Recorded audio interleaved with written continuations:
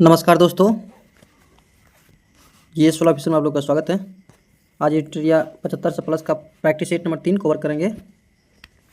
तो जो चैनल पर नया है कृपया सब्सक्राइब कर लीजिए। इससे पहले प्रैक्टिस सेट नंबर 1 और 2 को डिस्कस कर चुके हैं, प्लेलिस्ट में जाकर आप देख सकते हैं। क्वेश्चन नंबर 1 से शुरू करते हैं।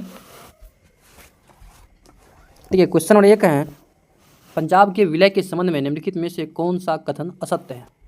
पंजाब के विलय के संबंध में निम्नलिखित में से कौन सा कथन असत्य है। तो इसका आंसर क्या हो जाएगा।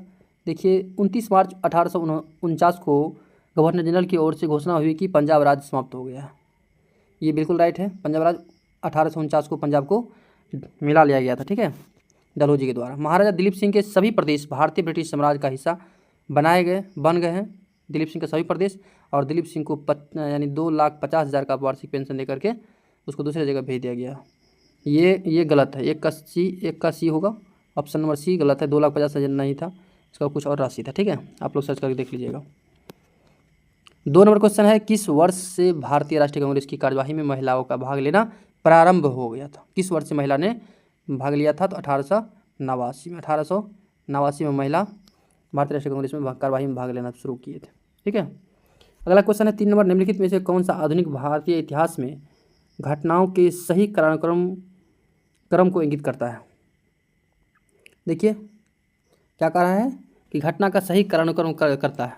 देखिए, मार्लो मिंटो सुधार कब हुआ था। मार्लो मिंटो सुधार 1909। जलियांवाला बाग हत्याकांड कब हुआ था। 1919। और गांधी समझौता 5 मार्च 1931 को। और अगस्त प्रस्ताव कब हुआ था। अगस्त प्रस्ताव 1940 में हुआ था। तो option number C is right answer हो जाएगा। ठीक है, 4 नंबर क्वेश्चन है, भारत छोड़ो प्रस्ताव निम्नलिखित में से किसने अनुशंसा की थी। तो भारत छोड़ो प्रस्ताव की निम्नलिखित में से किसने अनुशंसा की थी। तो ये जो थे कौन थे, जवाहरलाल नेहरू। भारत छोड़ो आंदोलन के जो प्रस्ताव की जो अनुशंसा किए थे ये थे Jawaharlal Nehru. Option number D is right answer. किस स्वतंत्रता संग्राम सेनानी ने लाठी और अखाड़ा क्लब की स्थापना की थी। अच्छा क्वेश्चन, देखिए कौन सा स्वतंत्रता संग्राम सेनानी था जिसने लाठी और अखाड़ा क्लब की स्थापना किए थे। तो ये थे कौन, ये कौन हो जाएंगे। तो ये हैं 5 का answer. Option number Bal Gangadhar Tilak. Option number D is right answer, Bal Gangadhar तिलक हो जाएंगे इसका आंसर। ठीक है, 6 नंबर क्वेश्चन है, 1942 में भारत छोड़ो आंदोलन के दौरान शहीद हुए किस महिला को बूढ़ी गांधी कहा जाता है। बूढ़ी गांधी के नाम से किस महिला को कहा गया था 1942 के भारत छोड़ो आंदोलन में। तो ये थे मातंगिनी हाजरा। ठीक है, उषा मेहता रेडियो प्रसारण कर रहे थे उस समय। 7 नंबर क्वेश्चन है, दीनबंधु सार्वजनिक सभा की स्थापना किसके द्वारा की गई थी। तो दीनबंधु सार्वजनिक सभा की स्थापना जो थे ये थे ज्योतिबा फुले। ठीक है, ज्योतिबा फुले। और 8 नंबर क्वेश्चन है, सैयद वंश के सुल्तानों का सही कारण करिए। सैयद वंश संस्थापक कौन थे, खिजर खां। तो पहले संस्थापक हो जाएंगे खिजर खां। उसके बाद मुबारक शाह गद्दी बैठा। मुबारक शाह के बाद मोहम्मद शाह है। उसके बाद अंतिम शासक अलाउद्दीन आलम शाह जो थे सैयद वंश के अंतिम शासक हुए थे। वो 1 3 2 4। Option number C is right answer इसका हो जाएगा। 9 नंबर क्वेश्चन देख लेते हैं, रुद्रमा के संदर्भ में निम्नलिखित कथनों पर विचार कीजिए और उसके बारे में सही कथन को चुनिए। तो रुद्रमा देखिए, रानी रुद्रमा वारंगल के काकतीय वंश की चौथी स्वतंत्र शासिका थी। ये बिल्कुल राइट है, चौथी स्वतंत्र शासिका थी। और उसने दक्षिण तमिलनाडु के पांड्य, उड़ीसा के पूर्वी गंगा शासकों, देवगिरी के सवना शासकों को पराजित किया था। ये गलत है। ठीक है, तो इसका केवल एक सही हो जाएगा। Option number A right answer. 10 number question है, मध्ययुगीन भारत के संदर्भ में SARAIS शब्द का अभिप्राय क्या है। तो एक स्थान जिसका उद्देश्य भारतीय और विदेशी यात्रियों, तीर्थयात्रियों, व्यापारियों आदि को अस्थायी आवास प्रदान करना है। ठीक है, इसका मतलब होता है। 11 नंबर क्वेश्चन है, निम्नलिखित कथनों पर विचार कीजिए। इल्तुतमिश ने सिजदा एवं पेवोस यानी सम्राट के पैर चूमना, सिजदा दंडवत की प्रथा राजा के प्रति सामान्य अभिवादन दर्शाने के रूप में आरंभ किया था। सिजदा एवं पेवोस प्रथा किसने शुरू किया था, पता है आपको। सिजदा एवं पेवोस प्रथा शुरू किसने किया था। तो ये थे बलबन ने। ठीक है, ये इल्तुतमिश नहीं होगा, ये गलत है। और बलबन ने चांदी का टक्का और तांबे का जीतल, ये भी गलत है। Option number D right answer हो जाएगा। ये चांदी के जितल MBT ने शुरू किया था, ठीक है, MBT ने। 12वां क्वेश्चन है, निम्नलिखित में से कौन गुप्तकालीन प्रशासनिक विभाजन का सही क्रम है। तो गुप्त काल में जो प्रशासन का विभाजन हुआ था तो हुआ था पहले भुक्ति, ठीक है, उसके बाद विषय यानी जिला, वीथी, और उसके बाद ग्राम। Option number A right answer. निम्नलिखित में से कौन सा मंदिर वास्तुकला की वेसर शैली का उदाहरण है। देखिए शैली 3 प्रकार का होता है। उत्तर भारत में जो भारत में था वो नागर शैली, और जो सबसे दक्षिण भारत में था वो द्रविड़ शैली, और दोनों का जो मिक्सिंग होगा वो होगा वैसर शैली, ठीक है, वैसर शैली बीच वाला। तो वैसर शैली में कौन सा मंदिर का उदाहरण बता रहा है इसमें, तो ये हो जाएंगे होयसलेश्वर मंदिर, ठीक है। होयसलेश्वर मंदिर जो है ये बेसर शैली में, ठीक है, बेसर शैली में। अयोध्या के राम मंदिर है नागर शैली में। प्राचीन भारत के इतिहास संदर्भ में से भावभूति, हस्तिमल तथा क्षमेश्वर क्यों प्रसिद्ध थे। तो भावभूति तो ये तो नाटककार थे, तो सिंपल है, सब तीनों क्या थे, नाटककार थे।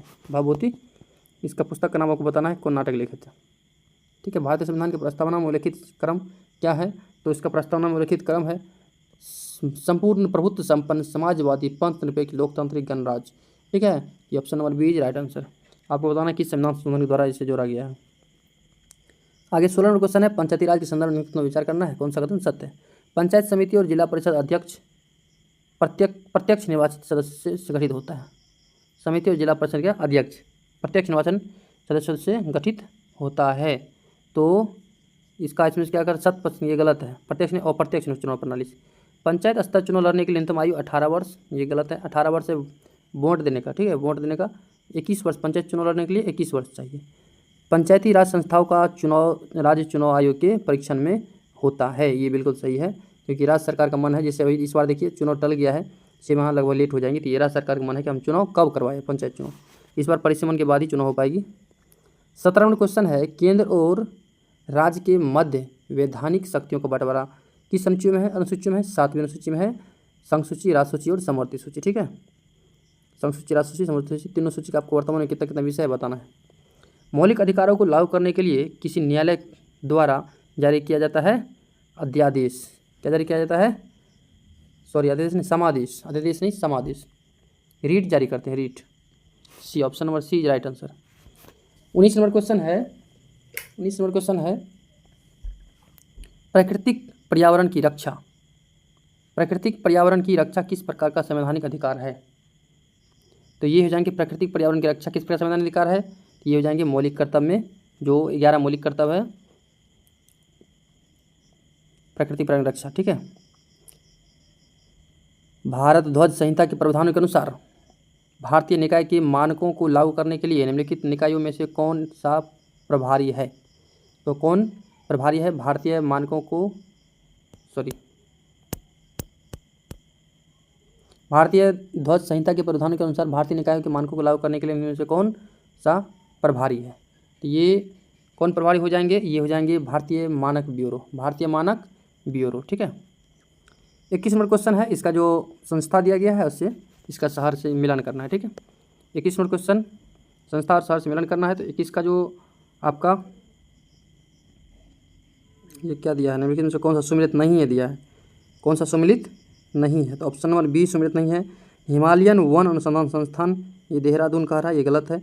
बाकी शुष्क वन अनुसंधान संस्थान जोधपुर, वर्षा वन अनुसंधान संस्थान जोरहाट असम में है, और उष्णकटिबंधीय वन अनुसंधान संस्थान जबलपुर में है। ये तीनों याद रखना है, बाकी ये गलत है। अगला पॉइंट है, भारत में कोयला खनन की महत्वपूर्ण घटनाओं पर विचार कीजिए तथा इन्हें सही कालक्रम में व्यवस्थित कीजिए। कोयला खनन में, ठीक है। तो ये 22 का आंसर हो जाएगा, ऑप्शन नंबर डी देख लेते हैं। 1 4 3 2, पहले 1 होगा रानीगंज वाला, उसके बाद 4 राष्ट्रीय कोल विकास निगम NCDC, उसके बाद 3 होगा कोयला खदानों का राष्ट्रीयकरण, उसके बाद 2 होगा कोल इंडिया लिमिटेड, ठीक है। ये महारत्न कंपनी हो गया कोल इंडिया लिमिटेड। आगे 23 नंबर क्वेश्चन है, भारत का कौन सा राज्य चूना पत्थर, जिप्सम, नमक और जास्ता के भंडारण के लिए प्रसिद्ध है। ये कौन सा राज्य हो जाएगा, तो 23 का देख लेते हैं। 23 का इसमें हो जाएगा राजस्थान। क्या हो जाएगा, राजस्थान जो है ये सब के लिए प्रसिद्ध है। क्वेश्चन नंबर 24 है, भारत की 2011 की जनगणना के अनुसार भारत की नगरीय जनसंख्या प्रतिशत था, कितना नगरीय जनसंख्या प्रतिशत था, तो ये था 31.2%, 31 पॉइंट कितना 2%। ठीक है। अगला क्वेश्चन है, नैनो टेक्नोलॉजी का जनक किसे कहा जाता है? नैनो टेक्नोलॉजी, नैनो तकनीक का जनक किसे कहा जाता है? नैनो टेक्नोलॉजी का जनक जो है ये आपको कहा जाता है रिचर्ड फेनमैन। इससे पहले भी एक सेट में आया था ये, रिचर्ड फेनमैन। ठीक है। निम्नलिखित में से रॉकेट किस सिद्धांत पर कार्य करता है? तो ये सिंपल है, रॉकेट किस सिद्धांत पर कार्य करता है? रेखीय गति का संरक्षण, रेखीय गति का संरक्षण के सिद्धांत पर रॉकेट कार्य करता है। 27 नंबर क्वेश्चन है, इको साउंडिंग का प्रयोग होता है। इको साउंडिंग का प्रयोग कहाँ पर होता है? तो ये होते हैं समुद्र की गहराई मापने के लिए। उससे जो आवाज़ रिटर्न होता है उसी से देखा जाता है कि समुद्र कितना गहरा है, इको साउंडिंग। अगला क्वेश्चन है 28 नंबर, सोलर सेल निम्नलिखित में से किसके बने होते हैं? तो ये तो सिंपल है, सोलर सेल अर्धचालक के बने होते हैं, जैसे सिलिकॉन हो गया, जर्मनियम हो गया। मेनली सिलिकॉन होता है सोलर सेल में। ठीक है, अर्धचालक के बने होते हैं। ऐसी वर्षा जिसमें सल्फ्यूरिक एसिड या नाइट्रिक एसिड के घटक शामिल होते हैं, इसका पीएच मान 4.5 से कम होता है, उसे तो सिंपल है अम्ल वर्षा कहेंगे। क्या कहेंगे? अम्लीय वर्षा कहेंगे। ठीक है, सल्फ्यूरिक एसिड या नाइट्रिक एसिड का जब भी मिलन होगा वर्षा में तो अम्लीय वर्षा हो जाएगा। ये औद्योगिक नगर के आसपास ज़्यादा देखने को मिलता है। 30 नंबर क्वेश्चन देख लेते हैं, जहरीली गैसों को खत्म करने के लिए प्रत्येक रूपांतरणों निम्नलिखित में से किस धातु का उपयोग उत्प्रेरक के रूप में किया जाता है? तो ये हो जाएगा आपको रेहोडियम का। ठीक है।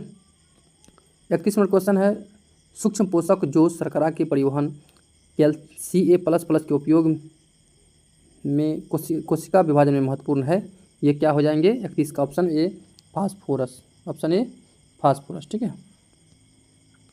32 नंबर क्वेश्चन है, किस खाद्य पदार्थ में सभी आवश्यक एमिनो अम्ल पाए जाते हैं? किस खाद्य पदार्थ में सभी आवश्यक एमिनो अम्ल पाए जाते हैं?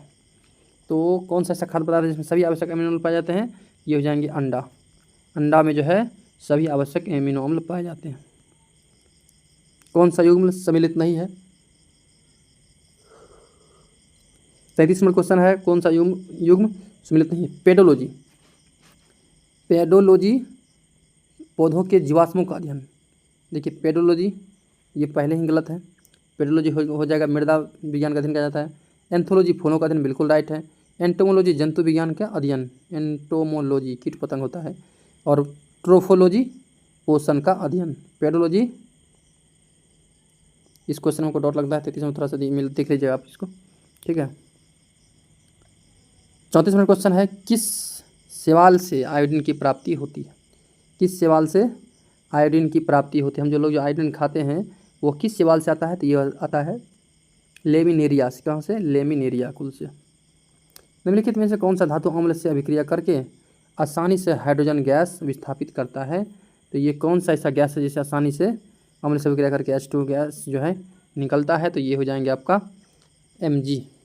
ठीक है, Mg हो जाएंगे, मैग्नीशियम। 36 नंबर क्वेश्चन है, हरगोविंद खुराना को किस आविष्कार के लिए सम्मानित किया गया था? तो सिंपल है, हरगोविंद खुराना जो कि जाने माने भारतीय जीन के संश्लेषण के लिए दिया गया था। ठीक है, जीन हरगोविंद खुराना। और इसके साथ और एक वैज्ञानिक है, उसका नाम कमेंट करना आपको। निम्नलिखित में से कौन सा पौधा कीट पकड़ता है? कौन सा पौधा कीट पकड़ता है? तो 37 का आंसर हो जाएगा आपका नेप्थेनिन्स, कीट पकड़ता है। तो ये कीटभक्षी पौधा नेप्थेनिन्स। ठीक है, नेप्थेनिन्स, इसको ध्यान रखिए, कीटभक्षी पौधा भी कहा जाता है इसको। इसका एक अन्य नाम भी है, आप लोग बताइएगा। निम्नलिखित में से किस विटामिन की कमी से सीलियक रोग हो जाता है? सीलियक रोग हो जाता है किस विटामिन के कमी से? तो ये हो जाएगा विटामिन B12 की कमी से सीलियक रोग हो जाता है। 39 नंबर क्वेश्चन है, कोशिका में मौजूद जेली जैसा तरल पदार्थ कहलाता है? जेली जैसा जो तरल पदार्थ होता है वो कहलाते हैं आपको कोशिका द्रव। क्या कहलाते हैं? कोशिका में द्रव जो होता है कोशिका द्रव कहलाते हैं। सिंपल बात है। पादपों की विभिन्न प्रजातियों की दीर्घकालीन संरक्षण की तकनीकी कौन सी है? दीर्घकालीन तकनीक की संरक्षण जो इन विट्रो जीन बैंक है, इन विट्रो जीन बैंक। अगला क्वेश्चन है 41 नंबर, पर्यावरण निष्पादन सूचकांक सर्वप्रथम कब जारी किया गया था? पर्यावरण निष्पादन सूचकांक सर्वप्रथम कब जारी किया गया था? तो ये हो जाएंगे आपका 41 का ए 2002 में। बढ़ती शहरी रोजगार के परिप्रेक्ष्य में ग्रामीण शहरी पलायन से संबंधित विरोधाभास की निम्नलिखित में से कौन सा मॉडल व्याख्या करता है? कौन सा मॉडल व्याख्या करता है? तो इसका आंसर हो जाएगा Harris Todaro model. Harris Todaro, option number D is right answer. 43 number question है, इसमें चित्रकारी है और राज्य है, किससे संबंधित है? देखिए मधुबनी चित्रकला बिहार से संबंधित है, मधुबनी चित्रकला। और आपको ये हो जाएंगे लोपाक्षी पटचित्र, कहाँ से हो जाएगा? पटचित्र, तो इसका पटचित्र देख लेते हैं। मधुबनी चित्रकला बिहार से और लोपाक्षी हो जाएंगे आंध्र प्रदेश से। पटचित्र जो हो जाएगा उड़ीसा से। वारली चित्रकला महाराष्ट्र से। वारली तो महाराष्ट्र से सिंपल है, वारली महाराष्ट्र। ऑप्शन नंबर डी हो जाएगा इसका राइट आंसर। ठीक है, 44 नंबर क्वेश्चन है फिलिप्स वक्र। फिलिप्स वक्र बहुत इंपॉर्टेंट है। फिलिप्स वक्र किसके माध्यम मध्य स्थापित करता है? तो फिलिप्स वक्र जो है ट्यूशन का लास्ट में इसको मिलेगा आपको इकोनॉमिक्स में। तो फिलिप्स वक्र जो है मुद्रास्फीति और बेरोजगारी को दर्शाता है। मुद्रास्फीति और बेरोजगारी के दर को दर्शाता है इसमें। ठीक है, अगला है कोयला आधारित बिजली संयंत्र और राज्य किस राज्य में अवस्थित है? इसको बताना है आपको। कोयला आधारित बिजली संयंत्र और किस राज्य में अवस्थित है? ये क्वेश्चन नंबर 45 है।